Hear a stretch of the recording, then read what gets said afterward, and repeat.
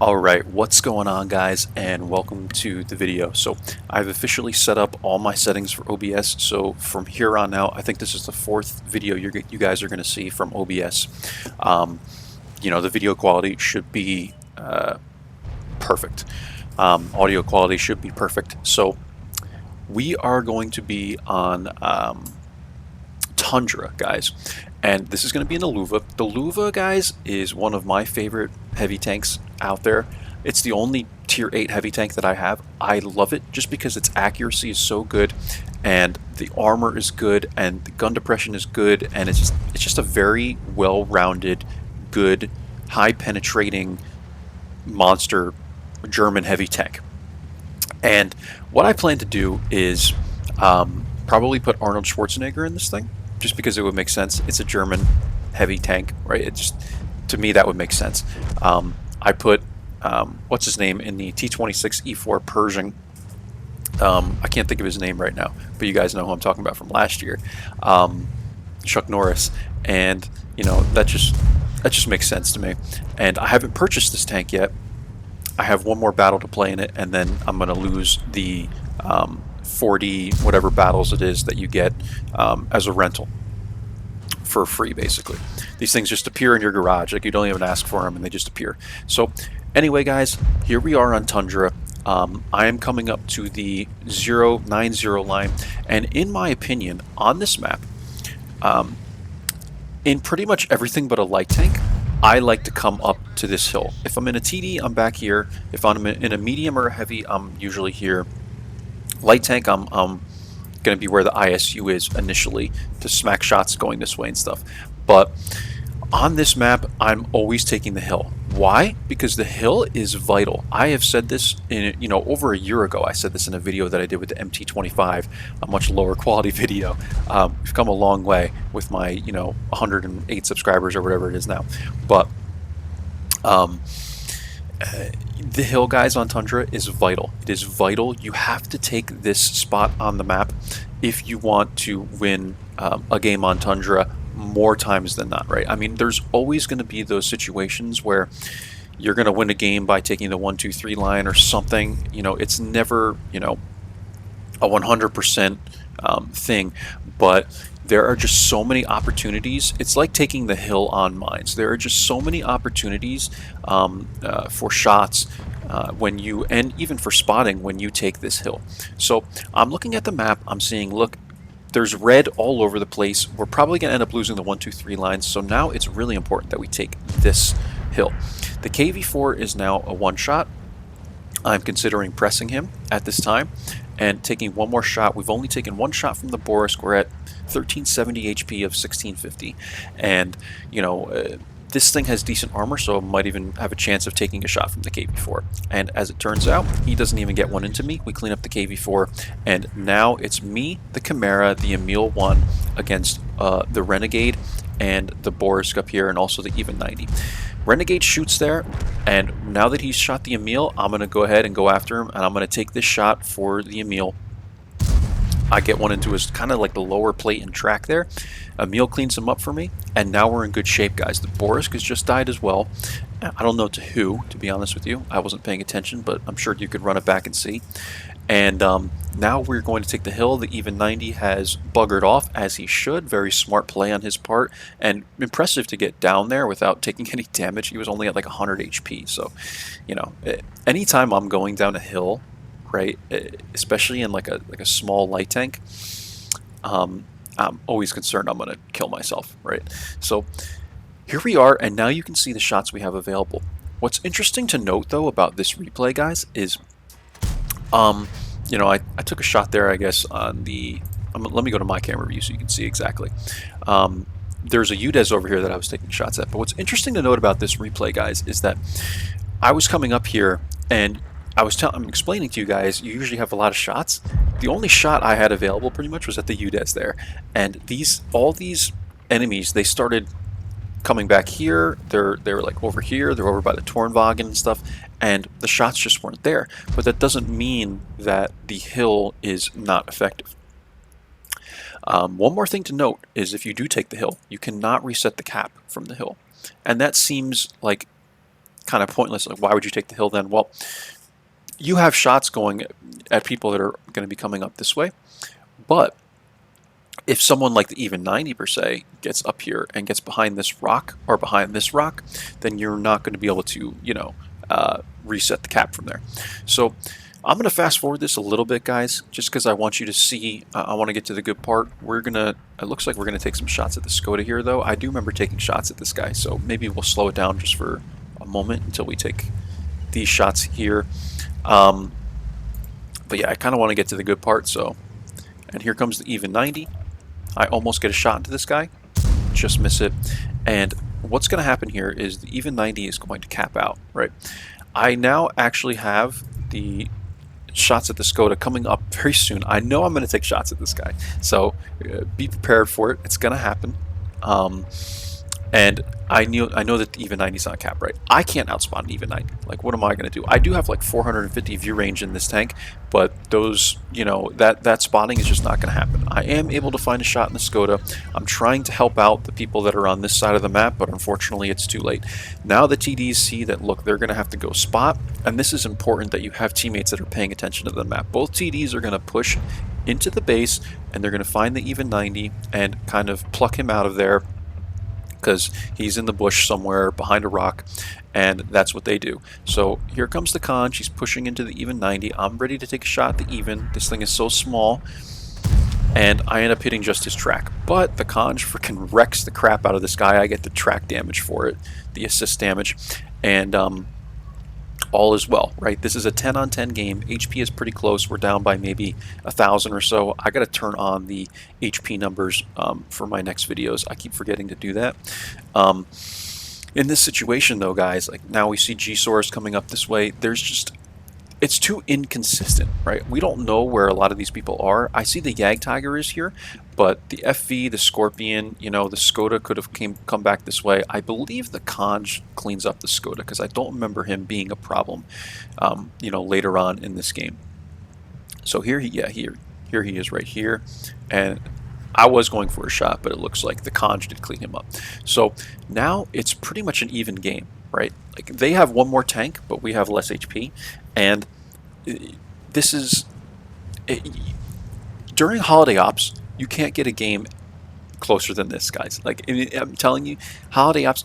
I have gotten into games that have ended in 3 minutes, like 15-0, and I know it's a joke with World of Tanks that this is a problem, but during holiday ops, guys, I have never seen games so unbalanced in my life. Oh my God. It's infuriating. Even on the winning team, it's either you're getting pressed by 15 tanks at once, or you're the 15 tanks pressing into other tanks, and you don't even have time to take a shot at someone because they're all dead, right? I mean, it's that bad. It's literally that bad, and I know you guys have seen this too. The matchmaking is brutal. But anyway, moving on, guys.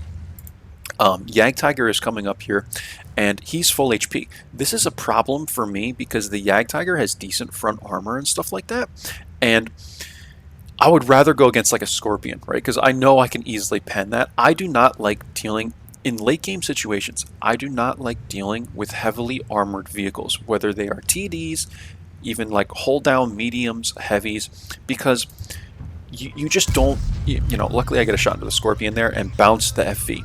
And now I know where the FV is. But you just don't know, like, if you're going to pen or not. And that's a problem. Even in a tank like the Lowe that has some 300 millimeters of penetration with the gold rounds, right? It's just, it's nerve-wracking when you're going against a heavily armored tank, because you know it's going to come to how well you aim and not just RNG and luck, right? Like, if it's a Scorpion, you can just auto-aim like that and shoot.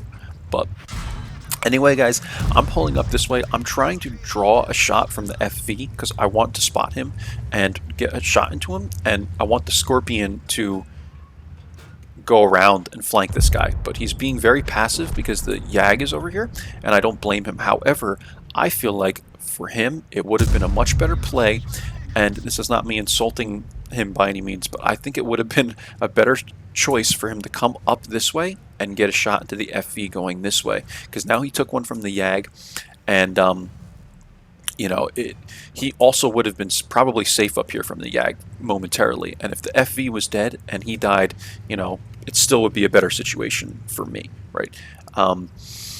Just because I would know that the FV is dead. So you'll see kind of how that all turns out towards the end of this game. We're going to go on 2 times again.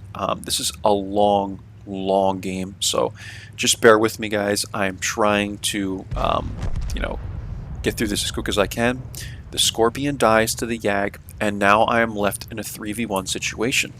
Mind you, the FV is a 2-shot and the Scorpion's a 1-shot, so this is not terrible, but at the same time the Yag has like 1000 HP.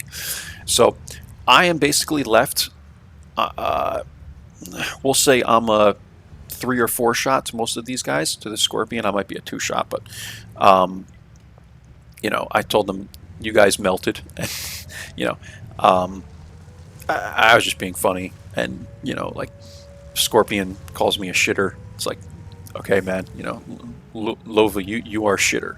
Like, thanks, man, I appreciate that.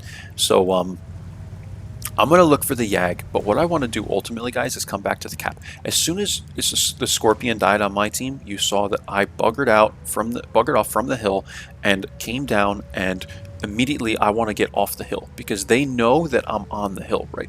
So the quicker you reposition yourself and get to somewhere where people don't know where you are, the better. I don't know where this Yag went. I have to assume that he probably went this way or something like that, or maybe he turned around and went to go up the hill right after me.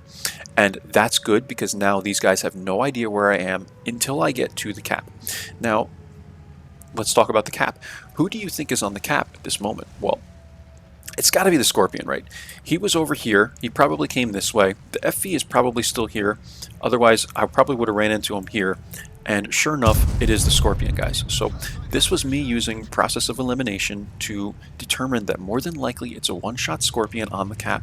I will outspot him, and I should be able to do this without getting hit myself. I do, luckily, but now I'm in a situation where I've been spotted. The FV and Yag both know where I'm at, and I do not know where they are. So this becomes very nerve-wracking, guys, because you want to know where people are, especially if it's something like an FV that has decent mobility. You want all your HP in these situations. You do not want to have someone get your side plate, your rear of the tank, which would be even worse. So I see FV coming. I know what he's going to do. I see him on a beeline this way, so I'm just going to press him. And I made the mistake of really trying to YOLO this guy. I should have just stopped right here. I ricochet off the front of his tank. FV's armor is not that great, but occasionally it will bounce. He runs around this rock, and now I am getting one into him here, and as he circles me, I'm going to put my gun in front of him. You see the way I do this, guys? He rams me. I don't know why. I took 97 damage and he killed himself from that, so that was a really stupid play.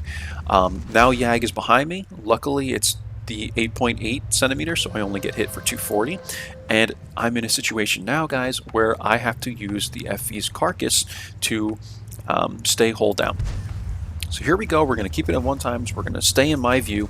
And what am I doing, guys? I'm looking for shots at this guy. I have APCR loaded. This guy must not have any APCRs or gold rounds. And I almost feel bad because I feel like this is cheating. But at the same time,